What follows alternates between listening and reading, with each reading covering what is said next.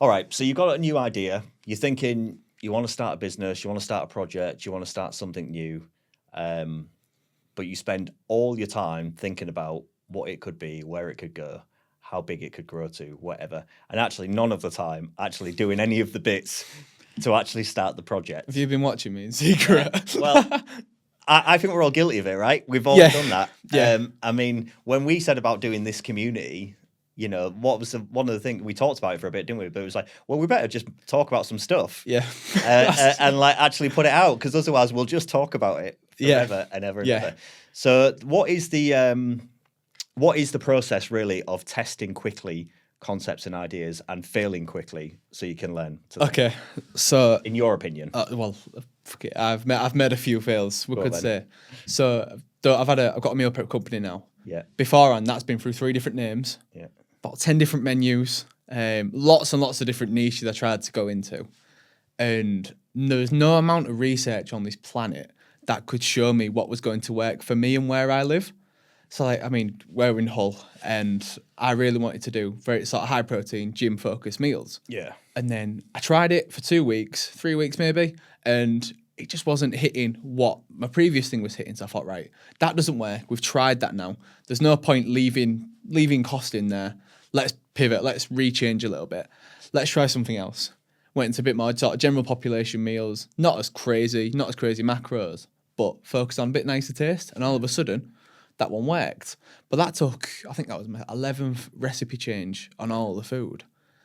But that answers the question, doesn't it? That testing beats planning every time. So you can plan to say, like, I'm going to do a meal prep business. I was a chef. I know about food. I think people want, this is a resource that people want. So that's my plan. I'm going to do that. But the actual way you actioned it was by testing recipes, testing ideas, testing audiences, testing all that. There's only one way to find out. Like, there is no amount of research that can give you what a test can give you back. Yeah. Like, all the circumstances are so individual. So whether it's my meal prep business with you, whatever you might get up to in your spare time, or whatever anyone else wants to do, there's no amount of research. There is no study on your specific case. Yeah. Go and make your own study. Yeah. Go and try it, and if it fails, exit quickly. Yeah. Don't put your life into it. Don't sit and cry about it, to be honest. Try again and try again and try again.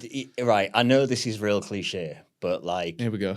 No, but like, it's true, right? Like, no, there is no success without a failure. It's just not possible. Very true. It's impossible. Name any famous super millionaire, billionaire, whoever it is you want to talk about, and look at their history. It just doesn't exist. You have to like go through iterations of stuff, and the likelihood is the success you have is actually completely different to what the first idea was. Do you know what I mean? You've iterated so much. Gotcha. So you've got to see failure, quote unquote, as it's learning. It's research. It's a learning curve. It's data. I see it as a learning curve, or I see it as almost. Imagine you're at a crossroads. I sort of see it as it's a red light down here, but it's a green light to go this way. Yeah. Almost. I mean, with my business, it took me 3 or 4 rebrands. Yeah. And adding obviously personal training, sports massage, and meal prep.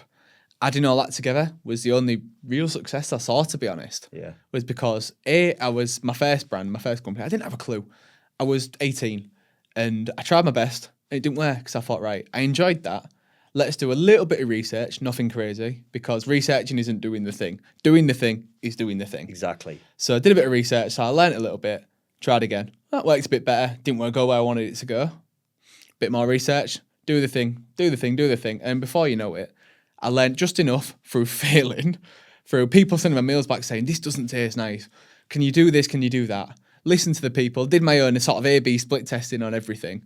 And then just rinse and repeat. I'm not exactly the Elon Musk of personal training, but it's got me to a much better place than it was where I started. Do you know what? I think as well that most of it, let's be honest, there's a lot of bullshit in terms of like people saying they want to do something and actually actioning it. And what they're doing is they say, we want it to be right, we want it to be perfect, whatever, which is essentially just, that's procrastination in it. It's avoiding doing it, isn't it? In that. This is going to hit a few of you. Yeah. But it's so true. Perfection is procrastination, because there is no perfection in anything new. No, there It's isn't. just not possible.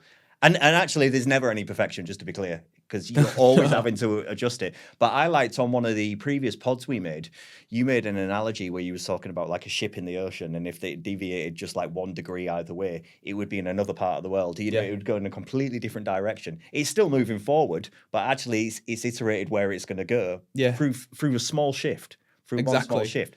And that's what you did with your nutrition business, small shifts. Yeah, the way I look at it, right, where we film this podcast, we're on a bit of a seafront, and I think if we go this way, don't look over there though, because we can't hear you. Oh, hello. So basically, if you go behind us and you go this way, we're pointed towards Germany.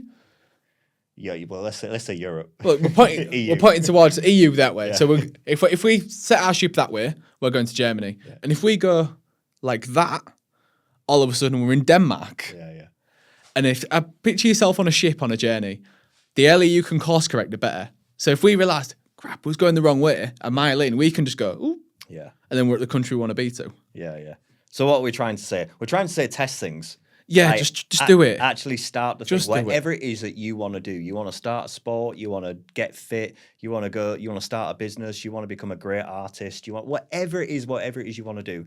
Don't say I need to get to this point before I put it out there, because essentially you're just pretending. You're never going to put it out there. You're never going to do that. You actually have to put the thing out and accept that it will be judged, it will be ripped apart, it might not work, it probably won't work, and you're going to have to change it and change it and change it. But that's the process. That's the fun bit. That's the job. I have the most fun doing this. Look, people are going to rip the shit out of you, but it's part of life. Yeah. Just remember, why would you care?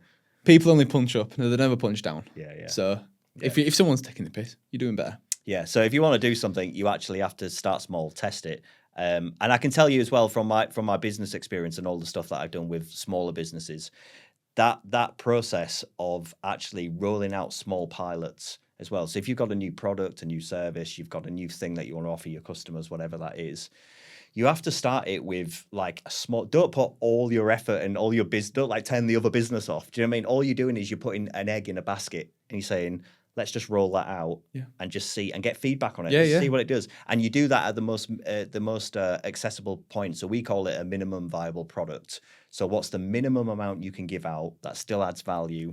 That protects your pockets. To test the concept. If the concept's rolling and people go, I dig what you're doing here, you then expand it. Scale it up. Start adding things to it.